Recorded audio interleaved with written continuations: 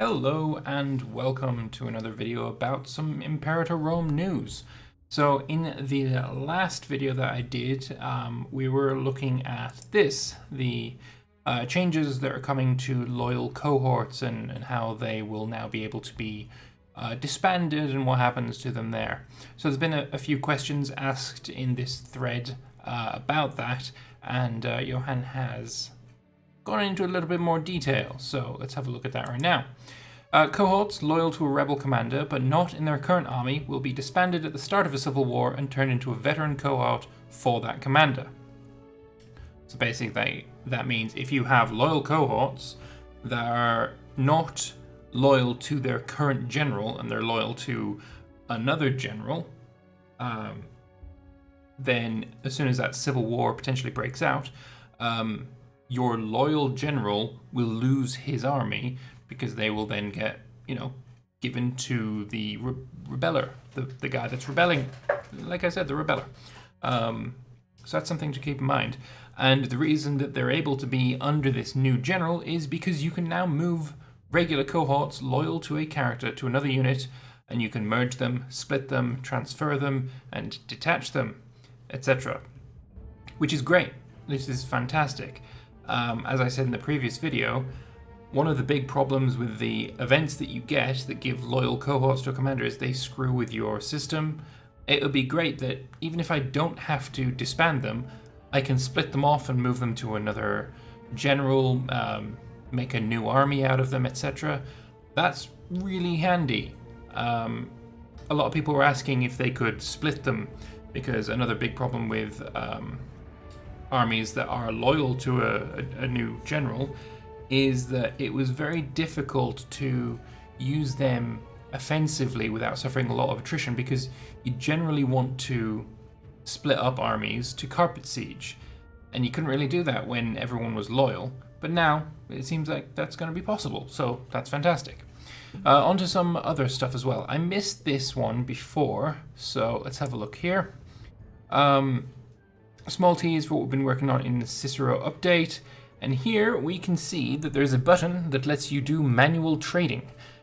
Basically, this means that we're not going to have to suffer through trade spam, because generally, as long as you have that clay pot clicked, which means that you can't trade away the surpluses in your capital, you're generally going to want to accept pretty much every trade that comes in, unless you're maybe trying to deprive a specific enemy of trade goods. But then again, it feels like that's more a thing for multiplayer than in single player. But yeah, being able to click that and say, okay, if you want to trade, just go ahead and trade. That's a great change for me. I like it. So next one. Another fun little change for the Cicero update. Claim fabrication progress. So it's no longer click a button and get a get a claim.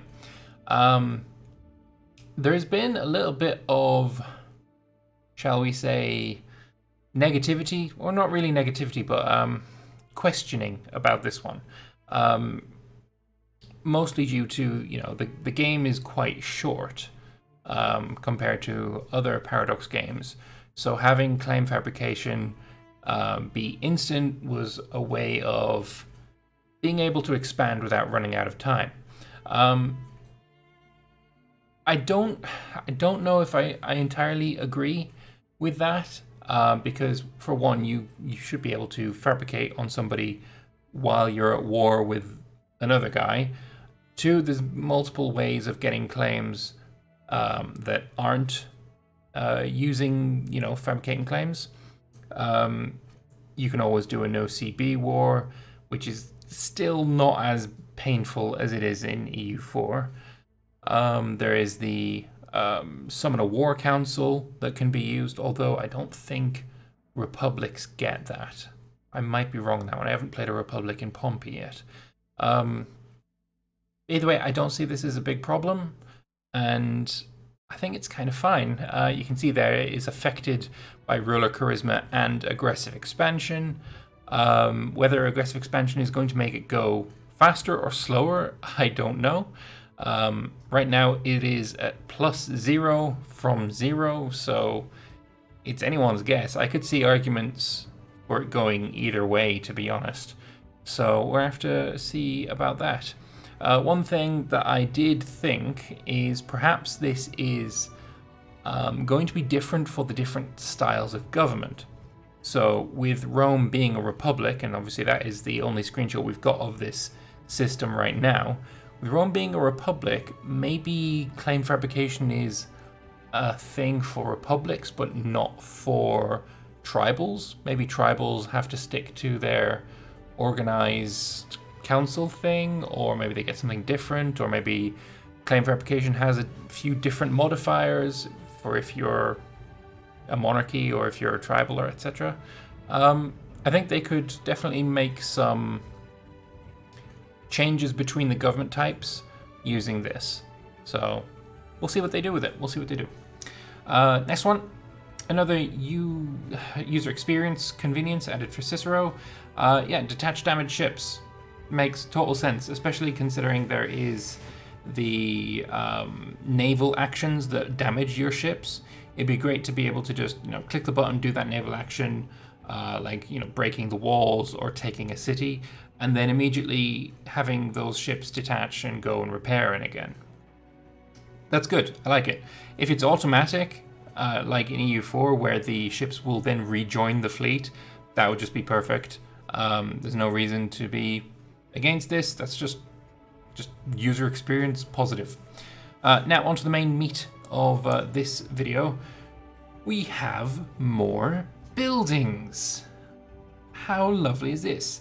15 buildings are being or are going to be in the game.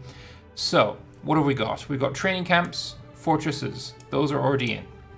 The barracks gives plus 20% defensiveness and plus 20% supply limit. The foundry gives plus 5% starting experience and recruit and 10% recruitment or build speed. This will be applying to buildings as well, not just units.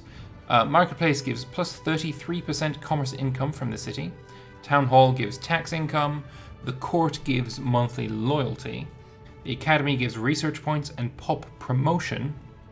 The temple gives religion happiness and pop conversion. The granary gives pop cap, we have that already. A library gives citizen happiness and citizen output. The forum gives freeman happiness and freeman output. The workshop gives slave happiness and output. Theatre is same culture happiness and pop assimilation. And the aqueduct is +1 pop growth and plus 0.5 migration attraction. Now that all sounds really nice, but there are a couple here that are more interesting than others, and it's more because of what they mean for the changes coming in Cicero rather than their actual effects. So, starting with the first one that is interesting, the Academy, plus 0.5% monthly pop promotion. This says to me that click a button to promote a pop is going to be gone. It doesn't necessarily mean that, but considering the things that we've seen so far, with the direction that Cicero is going, moving away from this click a button, get an effect immediately, this says to me that instead of that being a thing, what we're instead going to see is more dynamic, more a hands-off approach to pops, moving around, promoting, converting, etc. And yeah, I'm quite happy with this. I think that's fantastic. If I'm right, this is fantastic. The temple, monthly pop conversion. So it seems like maybe pops will convert automatically, and the temple will make that go a bit faster. The pop assimilation. Pops will assimilate into your culture automatically, and the theatre will make it happen faster. And most interestingly of all is the aqueduct. Migration attraction. There's going to be automatic migration where pops will move around in an organic way, and that is Oh, so welcome. Oh, so welcome. I am very much liking this very, very much. If every single province, or every single city, I should say, has a migration attraction and pops will move around, even crossing borders, maybe, you know, the events and the stuff that are already in the game could be expanded to cover that. So you could see this kind of migration happening. That would be so goddamn cool. You could model things like the Jewish diaspora. When Rome conquered Judea, a lot of Jews entered Rome and became, you know, well, I wouldn't exactly call them citizens of Rome, according to what Rome thinks a citizen is, but for what Imperator Rome thinks a citizen is, yeah, they became citizens of Rome. No, this is shaping up to be a huge update. This is going to be Imperator Rome 2, as far as I'm concerned. Pretty much everything compared to the release version is different. The reviews for the game may be terrible right now, but they're reviewing a game that is not going to exist in September. This is shaping up to be quite nice. Populations being dynamic and organic and moving and upgrading and having a life. That's something that I've wanted from the very first dev diaries. I think it was the very first Imperator Rome video I did was on the populations. I said they were, if I remember rightly, static and lifeless. Let's have a look. I've got my playlist here on my other screen. Where is it? Imperator Rome Dev Diaries, here we go. Yeah, my first ever Dev Diary was odd unit types, but the second one was on Dev Diary 5, and the video was called Static Lifeless Pop Mechanics.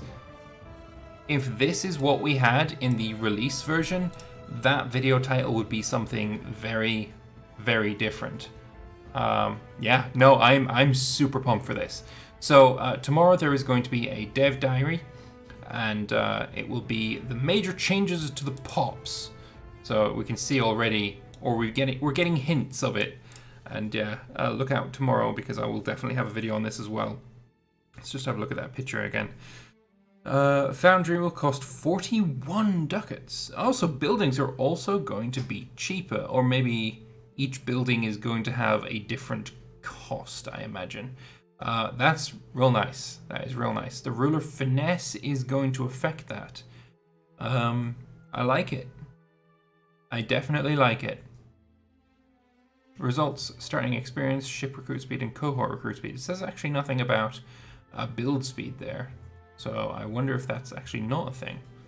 I guess we'll have to wait and see and find out. But yes, I'm super pumped for September. I think Imperator is definitely on the road to being a fantastic game. It might not be there right now, but this is more exciting than anything that's happening in EU4 right now for me. So yeah, let's leave it at that. So I want to thank you all very much for watching. Please do leave your thoughts in the comment section below. I do respond to the vast majority of them, and I would love to have a bit of a discussion. If you want, you can drop over onto my Discord. The link will also be in the description. And I got an Imperator Rome channel in there, and it's quite active. And we talk about all of these Twitter teasers and updates and stuff. And yeah, we can have a chat there as well. If you don't want to do it in the comments, you can do it there. Or you can do it in both. Both is great. Anyway, rambling. See you later.